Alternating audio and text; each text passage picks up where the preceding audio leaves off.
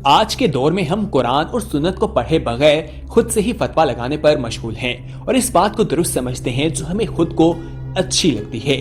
اس طرح ہی کہ کچھ فتوے کنیز یا لونڈی کے بارے میں بھی ہم لوگوں نے خود سے لگا رکھے ہیں اور ہم میں سے اکثریت اس غلط فہمی کا ہمیں شکار بھی دکھائی دیتے ہیں، جس کو ہر کسی کو دور کرنے کی بے حد ضرورت ہے۔ اس ویڈیو میں ہم آپ کو بتانے والے ہیں کنیز اور لونڈی کی اصل حقیقت کیا ہے اور اسلام نے ان کو کس طرح سے حقوق دیے ہیں اور دور حاضر اور آج سے 1400 سال پہلے اس میں کیا فرق موجود تھا۔ دوستو، لونڈی اور غلام کے حوالے سے جو روایت ہمیں آج سننے کو ملتی ہے وہ اسلام کی پیداوار نہیں ہے۔ اسلام نے انسان کو غلامی ختم کرنے کی طرف دھکیلا ہے۔ قرآن مجید میں لونڈی اور غلام کا معاملہ اس حقیقت سے زیر بحث آیا ہے کہ یہ معاشرے میں موجود ہیں، انہیں ایک دم سے ختم نہیں کیا جا سکتا، چنانچہ جب تک یہ معاشرے میں موجود ہیں اس وقت تک کے لیے انسان نے اس بات کو قبول کیا کہ لونڈی کو اور غلاموں کے آقا اسے اپنے کام کے لیے ضرور استعمال کر سکتے ہیں، چنانچہ ان کی لازم ضروریات کو احسن طریقے سے پورا کرنا ہے اور اس کے لیے آقاؤں کی ذمہ داری قرار دیا گیا کہ وہ اپنے غلاموں یا لونڈیوں کے ساتھ ظلم نہ کریں، ان کے ساتھ جو ان کے حقوق ہیں ان کو پورا کریں، احسن طریقے کے ساتھ پیش آیا جائے۔ کوئی آدمی کتنے غلام اور کتنی لونڈیاں رکھ سکتا ہے، اس کا فیصلہ ہمیشہ سے ہی انسان کے اپنے اوپر دیا گیا ہے اور ان کے آقاؤں نے اس کا فیصلہ خود ہی کیا ہے۔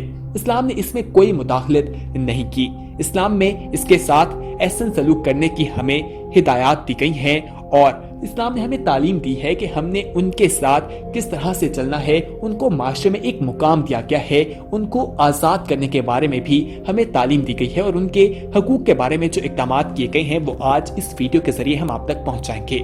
مزید تفصیلات میں جانے سے پہلے یہاں پر ہم آپ سے ایک یاد دہانی کرواتے چلیں کہ اگر آپ نے ابھی تک ہمارا چینل سبسکرائب نہیں کیا تو فوری طور پر سبسکرائب کیجئے، ساتھ ہی بیل آئیکن پر کلک کریں تاکہ مزید آنے والی ویڈیوز جو ہم وقتاً فوقتاً آپ کے لیے اس چینل پر اپلوڈ کرتے ہیں وہ آپ کو وقت پر ملتی رہیں اور آپ ان سے مستفید ہوتے رہیں۔ دوستو، یہاں پر ہم آپ کو بتاتے چلیں کہ اسلام ایک ایسا دین ہے جس نے ایک خوبصورت رشتہ بنایا ہے جس سے حرام چیز ہم پر حلال کر دی جاتی ہے، یعنی نکاح یا شادی کی جاتی ہے، جسے ایک اعلان قرار دیا جاتا ہے کہ ہم ایک دوسرے کے ساتھ منسلک ہو گئے ہیں اور اس میں گواہوں کو رکھا جاتا ہے اور اس کے بعد اللہ تعالیٰ انسان پر جو حرام چیز تھی اسے حلال کر دیتے ہیں۔ اسلام میں ایک مرد پر 4 شادیوں کی اجازت دی گئی ہے کہ ایک نکاح کے بعد وہ 3 اور نکاح بھی کر سکتا ہے، یعنی کہ ایک وقت میں وہ اپنی 4 بیویاں رکھ سکتا ہے۔ لیکن اگر مغرب کی بات کی جائے تو مغرب میں نکاح کا کوئی کانسیپٹ ہی موجود نہیں ہے، وہاں پر شادی صرف اس لیے کی جاتی ہے تاکہ یہ بتا دیا جاتا ہے، اپنے آپ کو محدود کر دیا جاتا ہے کہ ہم اس کے علاوہ کسی کے ساتھ جنسی تعلق قائم نہیں کریں گے۔ مغرب میں نکاح کا کوئی رواج نہیں ہے، وہاں پر کسی کے ساتھ بھی آپ کسی بھی قسم کا تعلق قائم کر سکتے ہیں، اس میں آپ کو نہ ہی معاشرے کے لحاظ سے کسی پابندی کا سامنا ہے، نہ ہی مذہبی لحاظ سے اور نہ ہی آپ کو وہاں پر کوئی قانونی چارہ کرنی پڑتی ہے۔ لیکن ہاں، اگر آپ وہاں پر نکاح کر لیتے ہیں، یعنی نکاح تو نہیں، انہیں شادی جسے وہ کہتے ہیں، اگر آپ شادی کے رشتے میں بندھن جاتے ہیں تو وہاں پر آپ اپنے اوپر یہ پابندی لگا لیتے ہیں کہ آپ اس کے علاوہ کسی کے ساتھ اپنے جنسی تعلقات قائم نہیں کریں گے، اور اگر آپ یہ شادی کسی کے ساتھ نہیں کرتے تو اس سے پہلے آپ کسی کے ساتھ بھی اپنے تعلقات قائم کر سکتے ہیں۔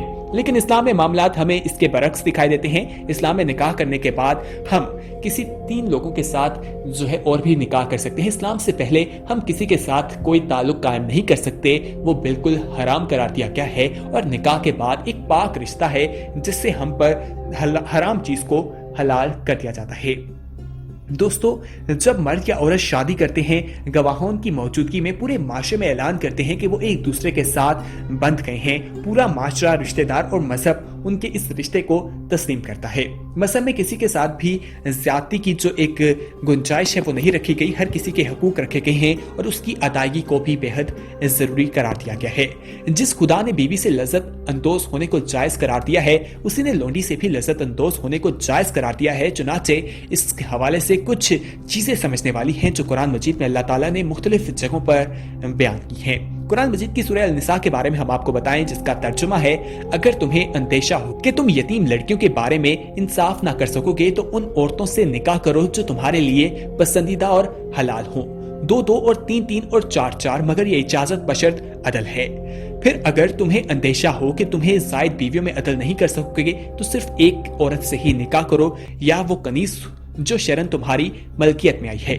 यानी यहाँ पर हमें ये बता दिया गया है कि हम किसी कनीज के साथ ताल्लुकात कायम कर सकते हैं, लेकिन उसके लिए लाजमी है कि उसके साथ निकाह किया जाए। हमारे माशरे में जो एक बात बताई जाती है कि गुलाम या लोंडियों के साथ इस तरह के ताल्लुकात कायम किए जा सकते हैं, वो किसी भी सूरत में कबूल नहीं। जैसा कि हमने आपको पहले बताया कि हम ऐसे फतवे लगा लेते हैं जिसमें हमें अपने फवाइद दिखाई देते हैं। कुरान मजीद की सूरह अल-निसा में ही एक और जगह पे अल्लाह ताला इरशाद फरमाते हैं, और तुम में से जो कोई इतनी इस्तिताअत ना रखता हो कि आजाद मुसलमान औरतों से निकाह कर सके, तो उन मुसलमान कनीजों से निकाह कर ले जो शरन तुम्हें मालकियत में है। हाँ, यह लोंडी का मायनी और उसके आका की लज्जत अंदोज होने की शराइत जरूर समझ लेनी चाहिए। लोंडी गुलाम इस्लाम के दौरे अव्वल में या तो वो लोग थे जिनको सदियों से माशरे के गालिब तबके ने दबा रखा था और उनकी बाकायदा तजारत होती थी और मंडी में कीमत लगती थी।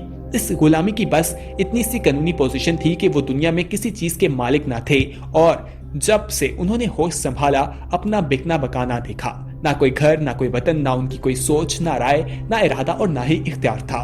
इस गुलामी को इस्लाम ने मुख्तलिफ सूरतों से कफारत और सदाकत की शक्ल में खत्म किया और किसी आजाद को गुलाम बनाना गुनाह कबीरा करार दिया। गोया आइंदा के लिए गुलामी का मुस्तकिल तौर पर कता कमा कर दिया गया। लोंडी गुलाम वो लोग थे जिनसे मुसलमानों ने जहाद किया, वो जंगी कैदी बने और बाद में उनको तबादला सिरा की सूरत में पैदा हुई, क्योंकि मुसलमान काफिरों के पास कैदी बने ही ना थे। इस तरह कुरान मजीद में एक और जगह पर अल्लाह ताला इरशाद फरमाते हैं, फिर इसके बाद या तो उन्हें बिला मुआवजा एहसान करके छोड़ दो या फदिया यानी मुआवजा रिहाई लेकर आजाद कर दो। मगर कभी ऐसा भी हो सकता है कि जंगी कैदी फदिया ना दें, बहम एहसान करके उन्हें छोड़ दिया जाए। खिलाफत मसलिहत समझें कि वही लोग आजाद होकर हमारे लिए खतरा बन जाएंगे या वो अपने दारुल हरब में जाने के लिए आमादा ही नहीं। अब हमने उनको कत्ल तो करना नहीं कि अमान दे चुके हैं, अब उनकी मालो इज्जत और मजहब का तहफ्फुज देना है। फौरी तौर पर उनको सर छुपाने के लिए मकान और इस तरह लिबास, खाने की चीजें, राशन, इलाज, मौलजा, दवाइयां और दीगर जरूरियात का बंदोबस्त करना है। दोस्तों, इस्लाम में किसी भी सूरत में इस तरह की कोई चीज की इजाजत नहीं दी गई, और ये तमाम चीजें जो आज हम माशरे में सुनते हुए दिखाई देते हैं, ये तमाम चीजें गलत हैं और ये अपनी तरफ से बनाई गई हैं। हर शख्स हर हालत में चार छोड़ एक औरत से भी निकाह नहीं कर सकता। एक निकाह के लिए जिस्मानी और माली इस्तिताअत होना लाजमी है। एक निकाह के लिए अगर किसी की इज्तिमाई और माली इस्तिताअत है, उसकी जरूरत भी है और एक से जायद के साथ मुनसिफाना सलूक भी कर सकता है, तो फिर एक से जायद निकाह कर सकता है। ये इजाजत हर शख्स के लिए और हर हाल में कतई नहीं, बिलखसूस हालत में है, मखसूस हद तक है और मखसूस लोगों के लिए है। दोस्तों, जो आज गलत फहमियां माशरे में पैदा की जा रही हैं, वो खुद जिस मगरबी माशरे की मिसाल करार देते हैं, वहां भी जो कुछ पाबंदी है निकाह पर है। अगर कोई मजहब शहरी मुत्तहिद शादियों वगैरह वहां पर नहीं कर सकता, इस तरह की चीजें वहां पर भी मायूब समझी जाती हैं। आज हमारे माशरे के लिए ये अलमिया बन चुका है कि हमने अपनी तरफ से चीजें बना रखी हैं और ये चीजें फैलाई जाती हैं कि गुलामों या लोंडियों के साथ ताल्लुकात कायम करने की इस्लाम ने इजाजत दे रखी थी, या इस तरह की बातें हमें सुनने को मिलती हैं।